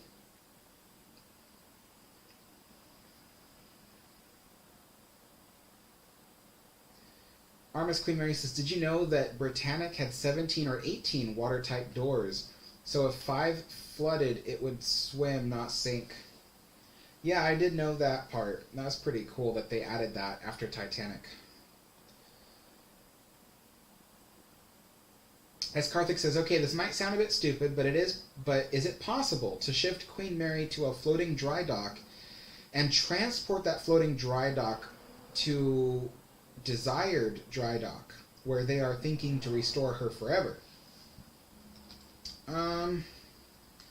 Generally speaking, you don't transport vessels on floating dry docks, and the reason why is because it's the way that vessels move. So when you have a ship that is a floating dry dock and it's got a ship on it, whenever there might be any kind of weather that causes the dry dock to start moving around, the ship in the dry dock will move around, but it won't have water to support it. So it'll just end up crashing around that ship. So that's why you don't transport ships on floating dry docks. But if the dry dock was nearby, like within a few miles, that wouldn't be so bad. But the thing is that if the permanent dry dock was only a few miles away, you wouldn't even need the floating dry dock, because you could just tow the Queen Mary to that dry dock itself. So you really don't need it. In fact, you wouldn't even be able to get a dry dock underneath the Queen Mary where she sits, because there's only 12 feet of water underneath the Queen Mary at most. And during a really low tide, there's only 4 feet of water. That's right. During a really, really low tide, the amount of water that is beneath the Queen Mary is about right here. So from the bottom of the Queen Mary to the bottom of the lagoon can be only 4 feet. It's that shallow. So you wouldn't be able to fit a floating dry dock underneath the Queen Mary. So you'd have to tow her anyway. So, but actually, there's something really interesting, which if you watch my the video I put out yesterday, the update on the Queen Mary's repairs. In there, I mentioned that right now, the city is currently, at this moment, exploring options for where to construct a nearby permanent dry dock. And the idea, first and foremost, is that the first ship to be in that dry dock is the Queen Mary. Because the Queen Mary does need to be dry docked. She needs to have her hull inspected, make minor fixes here and there, and then repaint the whole underside of the hull and install brand new sacrificial anodes. But anyway, the point is that the dry dock would be constructed so that way every so often the Queen Mary could be towed there and dry docked. But the reason why they're making a permanent dry dock away from the ship is because they can actually make money off of that dry dock. Currently, there aren't enough dry docks around the world, and especially not in the United States. The United States used to have a lot of dry docks, but over the years, we've paved over them because we never needed them. So now other countries like China, they're building a bunch of them to service their ships, and the United States is behind. And the United States, the United States, they do not like to be behind on things that could help their military. And we could use dry docks to help our military, because I think the nearest military dry docks are in San Diego, and they used to have one big enough for the Queen Mary, but they recently paved over that one too. So yeah, so City of Long Beach is looking at building a brand new dry dock large enough to hold the Queen Mary, and that way they can use it to service other ships, and including Navy ships, and that would be awesome. So right now they're looking into that, and I'm so happy, because that means the Queen Mary can get dry docked and get proper refurbishments in the future. Let's see. Ivan Joseph says, how do they make the hull watertight, like between the plates? How is it watertight? So depending on the ship, they have several different materials they can use. So usually there's like some kind of like, well, okay, first and foremost, the plates, they are riveted, and the rivets hold, when the rivets are molten hot, right, when they drive them in, and then they have the rivet heads hold the plates together on either side. When those rivets cool, they push even tighter on the plates, and those plates are pulled together so tightly that water can't get through, generally speaking. The only time water can get through is if water eats away at the rivet head and can actually go underneath the head of the rivet and through the hole that the rivet is placed in. And so there are instances of that happening. But part of what clogs that up is the paint. So they put an anti-corrosive paint on the outside of the ships. But that paint is really thick and usually watertight when they install it. And that paint will plug up any holes and stuff that water could possibly get through.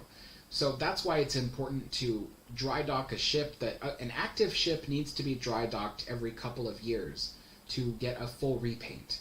But the Queen Mary, since she's not an active ship anymore, she would only need to be dry docked at longest once every 10 years. But usually once every 5 years should be fine for the Queen Mary. But she hasn't had that kind of dry docking in 50 years. The last time she was dry docked was when she came to Southern California in 1967, and when they put her in a dry dock, it was 1969.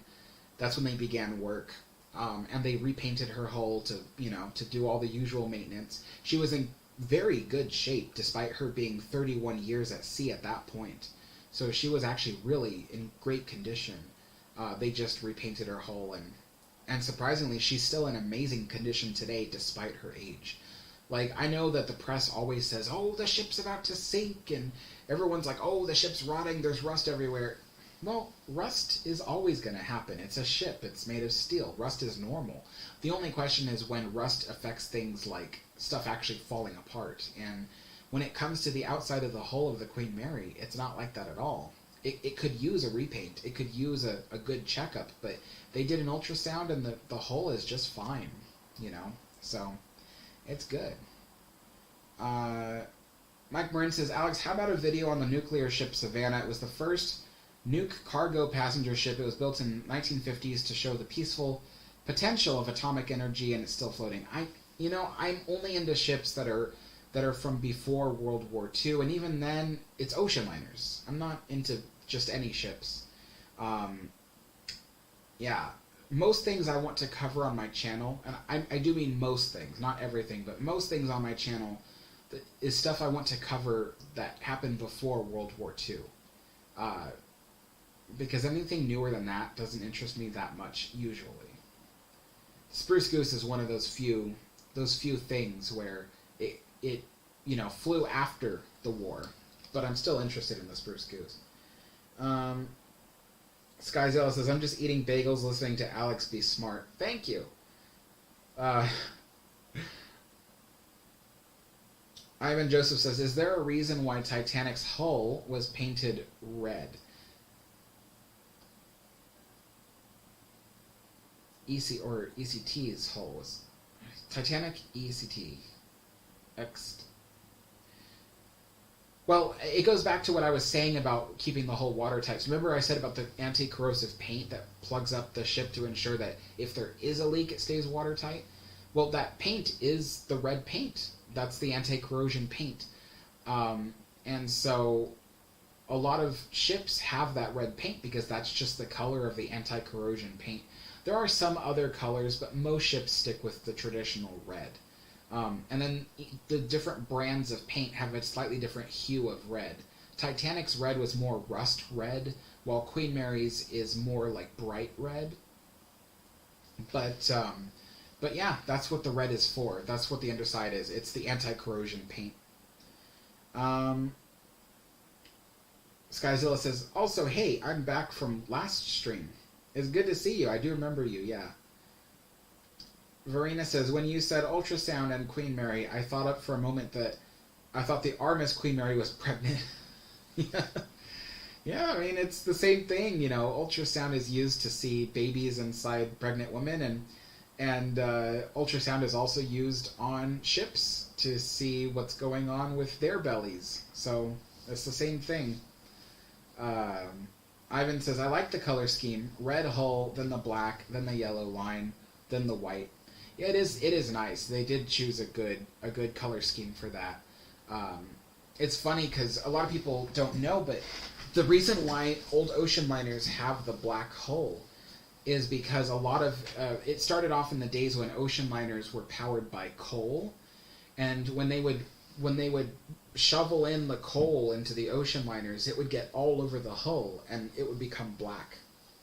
So they just started painting the hulls black because it was easier than trying to clean the coal off.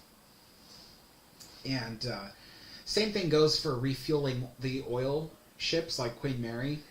If Queen Mary's hull was painted white or something, and they tried to put the oil in, if they dripped any oil or anything, it would have been on the outside of the ship and it would have been really noticeable. So that's where the black part came from. But yeah, the red is the anti-corrosion paint. The black is the paint that disguises the coal and oil stains, and then the white above that is just really aesthetic to show the sleekness of the ship. And then I learned recently that that the different colors on the funnels had something to do with well, I mean, first and foremost, the different colors on funnels was there for people to recognize what company was operating that ship. But for Cunard, for instance, the red came from a particular. It was a particular paint that was designed to protect the outside of was it Britannia's funnel? And what happened was it started off as a certain color, and then as the funnel heated up from all the exhaust, it would bake that paint onto it, and that paint turned red. And that's where Cunard got the red from. Isn't that funny? So that's why Cunard's funnels are traditionally a red-orange color. Let's see. Mishy Cat, how's it going? Hey Alex, I know what you mean about the stoic face. My friend says I have a neutral poker face, and they don't know what I'm thinking, which I kind of like, by the way. I'm the same way, Mishy. I always have like this poker face when I'm just generally speaking to people. So they often can't tell what I'm thinking. It's kind of funny, though, if anything, when people try to take a guess as to what I'm thinking or how I'm feeling when I just have my stoic face on, they usually assume I'm angry. So usually what I hear is people, they go, "Are you okay, Alex? What happened?" And I'm like, "Nothing, I'm just sitting here," you know? And they're like, "Oh, you look angry." I'm like, No, I guess my neutral face just looks angry or something. I don't know, but I thought it was, for a long time I was like, I think it's my eyebrows, because I think my eyebrows are naturally kind of like, they come down like that in the center, so I think some people think I'm angry, so I don't know, but Ivan Joseph says, what's the reason for the yellow line? It looks cool though. Was there a reason? As far as I know, no. It was just an aesthetic thing, was putting the yellow line across the Queen Mary and Titanic. I'm sorry, not Queen Mary. Olympic and Titanic, and other things. It was just part of their style. Let's see. Skyzilla says, made my own fictional ship, but I don't have a name for it. I don't know. Mike Moran, see you later. Thanks for watching. Skyzilla. Verita says, Alex is a good name. No, don't name any ships after me. Ivan says, I like the ick names more than the IA names for ocean liners.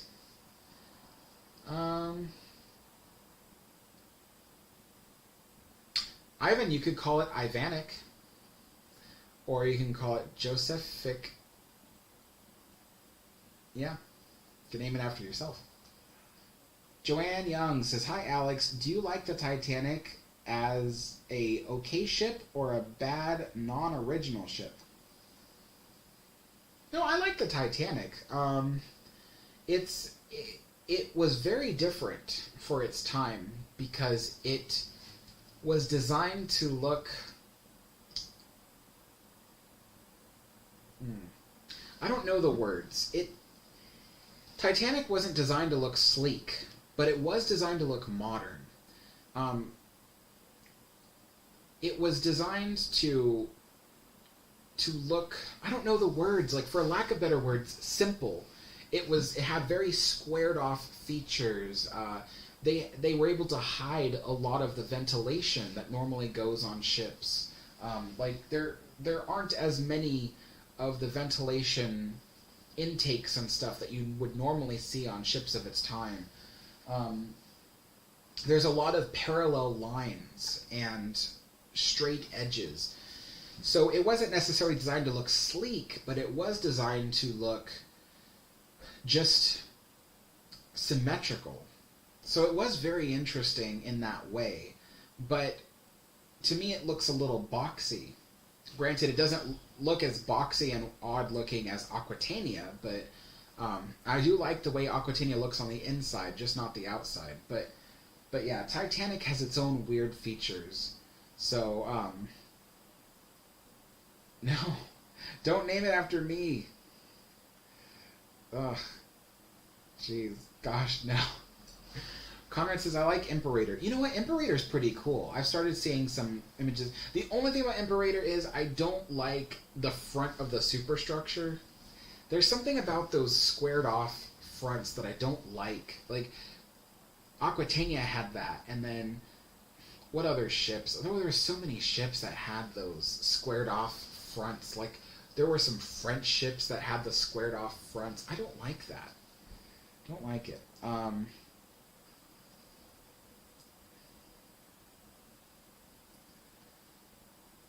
Verena says, my favorite ship is named Germania. Interesting. S. Karthik says, hope my country has such liners like QE or anything. Sometimes I try to draw ocean liners for my country. What country is that? What country do you live in? But I am going to end the live stream soon because it's already been 2 hours since I started this thing. So I might take a few more questions from you guys, then I'll end it.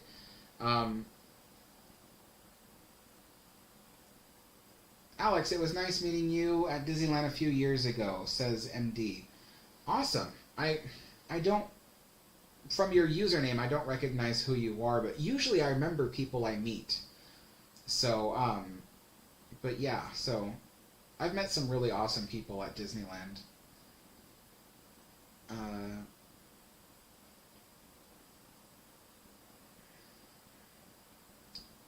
S. Karthik says India. Oh, okay. Nice. Yeah, you know, it'd be really cool if most countries could have a ocean liner as a museum. You know, like, it's too bad that most countries that the countries that usually have them are usually like the United States has the the SSUS and the Queen Mary, and Great Britain has a few things like the Nomadic. Not necessarily Nomadic is not an ocean liner, but it's connected to one, and they have the Great Britain and stuff. But yeah, it'd be really cool if like each country had like an ocean liner that they kept as a museum so people could learn about them and stuff.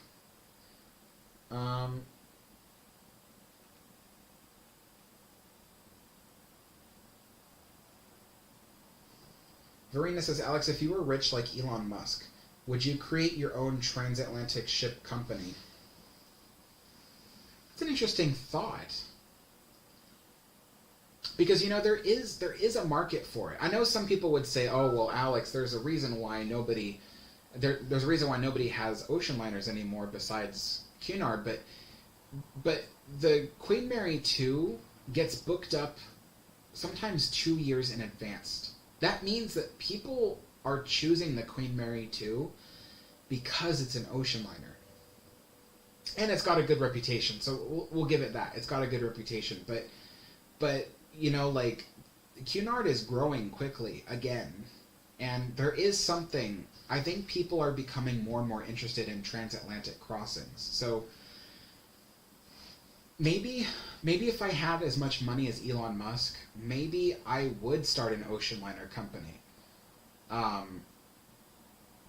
would want to start it in Great Britain if I could, so it could be a British company, which is, I know sounds weird, but I've always been a fan of British ocean liners, so it makes more sense to me to have it in Britain. I wouldn't want to do it from the United States, but...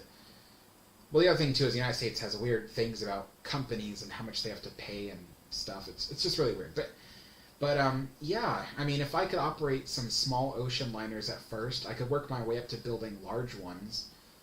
But yeah, that'd be kind of cool. And you know what?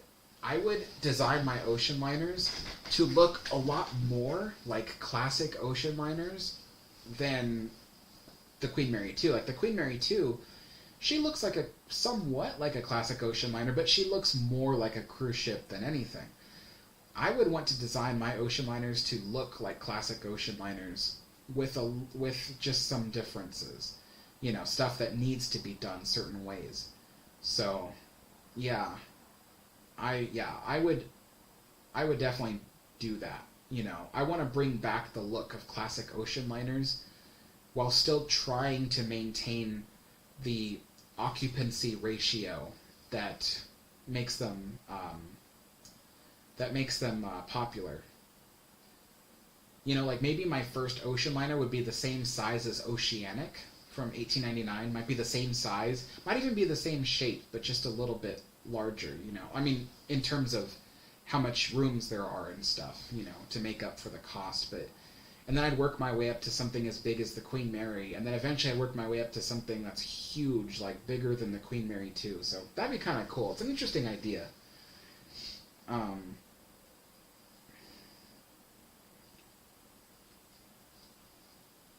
Anyway, but yeah, so the next tea time will be... Well, we got 30 people watching. Next tea time will be on Sunday, 4 p.m. Pacific time. That's usually the tea time here. And then, again, keep your eye out for videos being published every day. I usually have something. If it's not a live stream, then the next day it'll be something else. But yeah, so... Skyzilla says, Alex, should I name my ship RMS Predator or RMS Emperor? I would say RMS Emperor because that sounds more interesting than Predator. I don't know. When I think of Predator, I think of, like, people who are rapacious. But anyway, thank you all so much, you guys, for watching, and I will see you all next time. Bye-bye.